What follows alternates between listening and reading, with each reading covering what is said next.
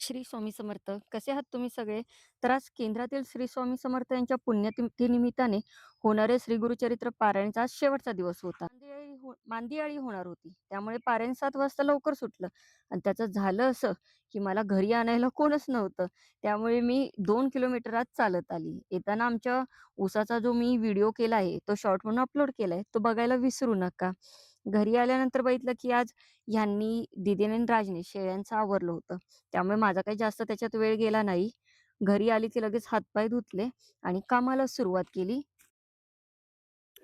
आता असं होतं की मी एकटीच असल्यामुळे मीच शूट करते. त्याच्यामुळे मला सगळं काही शूट करून दाखवायला जमत नाही. आल्यानंतर कुकर लावला, की घेवड्याची भाजी नीट करून भाजी करायला घेतले. कणिक मळून ठेवली. घेवड्याची भाजी करत असतानाच लसूण सोललाय, की जेणेकरून वरण करताना माझा वेळ वाचावा. ही डाळ शिजत घातली मी आता वरणाला. घेवड्याची भाजी ही घेवड्याची शेंग एकदम कोवळी होती. त्याच्यामुळे तेलातून भाजून घेते. तेलात छान भाजली, की असं बघा हिरवा कसा रंग आहे छानपैकी. एकदम सुंदर आणि मस्त शिजते पण लवकर. कोवळी भाजी जेवढी तुम्ही भाजाल तेवढी छान होते. ही आता घेवड्याची भाजी तयार झाली आहे. चपात्या झाल्या. त्याच्यानंतर वरण पण झालंय. हा बाजूला जो खलबत्ता दिसतोय की नाही त्याची पण एक स्टोरी आहे. ती मी तुम्हाला नंतर सांगेन. हे आता झालंय सगळं तयार. आता हे सगळं घेऊन डब्यात भरून घेऊन जायचं. ते सगळा प्रसाद तयार झाल्यानंतर मला आमच्या ह्यांनी केंद्रात आणून सोडलं. ते इथे आल्यावरती बघितलं, की ह्या बायकांची ते सगळ्यांचा येण्याचा आलेला प्रसाद, तो रिकामी करून घेत होत्या.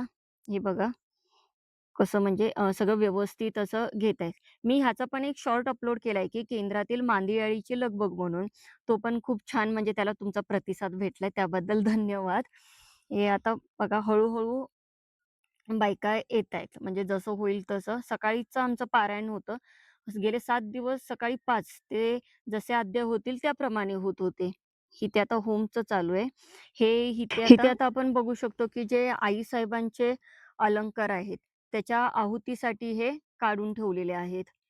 हे सगळ्यात शेवटी जेव्हा आपण आहुती देतो, तेव्हा हे सगळं हे यज्ञामध्ये आईसाहेबांना अर्पण केलं जातं. केंद्रातलं मला एवढं शूट करायला भेटलं. त्याच्यानंतर गर्दी झाली. त्यामुळे शूट काही केलंच नाही.